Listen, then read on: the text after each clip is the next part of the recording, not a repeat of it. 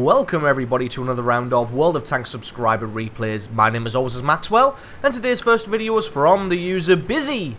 That's Busy, and he is driving the Panzer 1C on a standard battle on Malinovka. So just dead quick before we get into the action, I just want to say that I do get a lot of Panzer 1C replays, and although this one won't have the amount of kills or damage that some of those other ones have, you may think your replay was a little more deserving. The team play and just the general overall outcome of this one is the reason why I've decided to use it. So as you see, the two Panzer 1Cs in platoon make a straight rush down the right hand flank of the open field and then pretty much just spot out the entire enemy team there.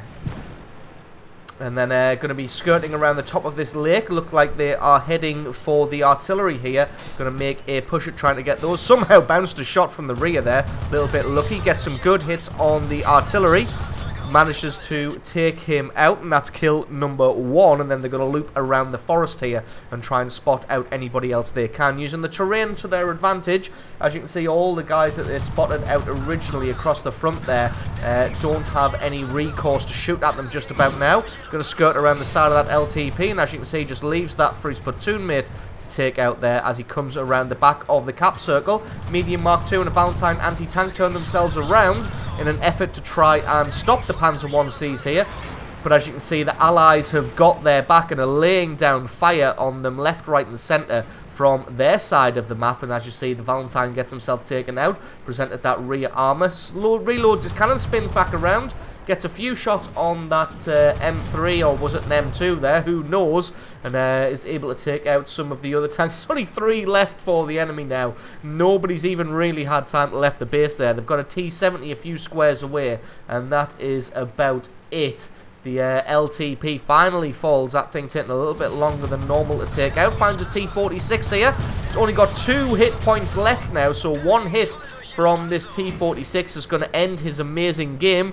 Nope, there we go. Marder 1 gets a ammo rack on the T-46. T-70 finally falls, and that is GG. So in just 2.5 minutes, 2 Panzer 1Cs were able to cause so much mayhem and spot out so many enemies that the Allied team just basically absolutely overrun them and destroyed them. So absolutely amazing game there from Busy and his platoon mate Fluffy the Porcupine there, basically winning this game 15-0 for the Allied team. So awesome replay from you. Thank you very much for sending that one in. Stick around because you're going to want to have a look at the score screens, and another game are coming right up.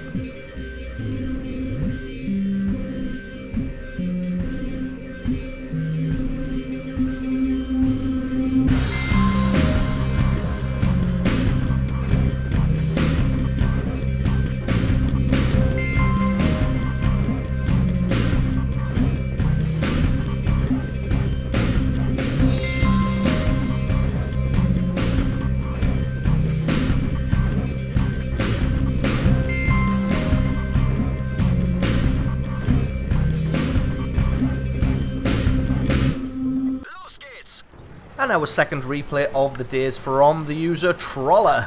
That's Troller, and he is driving the E25 on an encounter battle on Redshire. E25 being the Tier 7 premium tank destroyer for the Germans. You may have noticed or remember in my vlog I said this is probably one of the single best money makers in the game.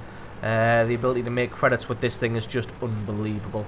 And before we get too far in this replay, I do want to just say you may have noticed that what I'm trying to do, in an attempt to make the replays look a little bit more cinematic, I've gone ahead and turned on the FXAA anti-aliasing, and I've turned on the motion blur effect in the options. And that's just to give the videos a little bit more of a cinematic feel and a cinematic look. Let me know in the comments below if this adds anything to the experience, or if you just find it annoying, or if you haven't noticed at all anyway, and just let me know, because I mean, if the motion blur thing's really annoying, I'll turn it off and I'll get rid of it. But in my opinion, I think it adds a little bit of cinematic feel to the replays, and it just adds a little bit something extra.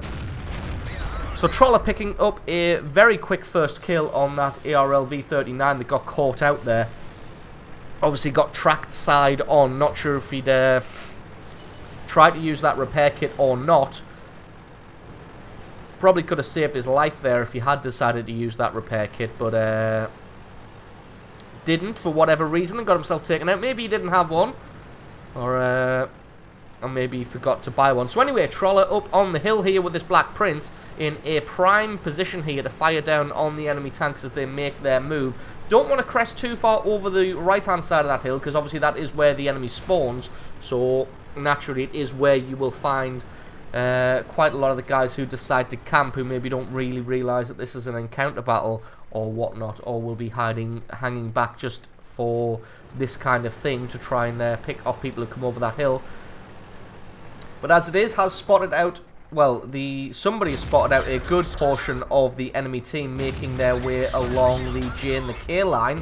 Finds a Black Prince here, and because of the side profile of the Black Prince, able to just put shot after shot through the side of that tank there and pick up a good chunk of damage. Finds a Type T-34 there, not able to get anything on him, as the Tiger P just unleashes that giant 88 and just takes him out. There was a T-49 somewhere on the hill. Troller just trying to decide whether to stop and go for this Churchill Mark 7 here or just push on. Decides that he's got time. Now that he's in this riverbed, he's kind of shielded from the right-hand side for anybody who may be able to get him. So decides to fire on that Churchill Mark 7. Sets him on fire. Picks up a good amount of damage on him, but not picking up the kill. I'm a little bit unlucky here so far. Not quite picking up the kills on these tanks, but doing plenty of damage. See the speed of that cannon there. Oh, he set the KV-1S on fire. Looks like that is one of the guys who actually has a fire extinguisher. And able to do some good work so far. But again, not quite getting... not quite picking up any kills. Getting a little bit angry at the Black Prince there, who just I say stole away. Wasn't really a steal, as there isn't really kill stealing in this game. But anyway, comes up on this T-29 here. He's going to have to be careful though, because obviously with him being a fixed body tank destroyer, he doesn't have a turret, so he's got to face the direction that he wants to fire. So a T-29 will just be able to traverse his way around. Going to keep him spotted though, so that at least his allies on the hill can fire down on them. Enemy team has started a base capture here. Gets a good chunk of damage through his turret. Decides that now is the time to go for it, as the T-29 had fired. He's able to put 4 good shots into the side of that T-29. Started to make his move just a fraction of a second too late there, and the T-29 had reloaded. But if history is anything, he should be able to get 4 good shots into this T-29. But as it is, he sets him on fire and picks up his second kill now of this match. Now he's got to try and charge down this Type 58 before the Type 58 gets too much damage on him.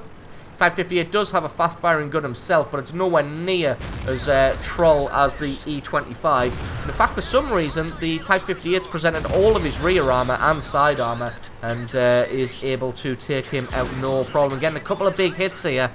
Got damage from a Churchill Mark 7 and a little bit from the Panzer Soufflé. So he's got to be careful, as a couple of those guys were raining down fire on him. Just decides to retreat and head over towards the cap circle. Got himself a good amount of damage here, nearly 3,500, but only picked himself up 3 kills so far. So it'll be nice if he could get himself a Top Gun medal, although I'm not holding out hope for that, considering he needs 3 out of the 4 tanks that are left. Now we know that there's a Churchill Mark 7 and a Panzer Soufflé somewhere over in the river area.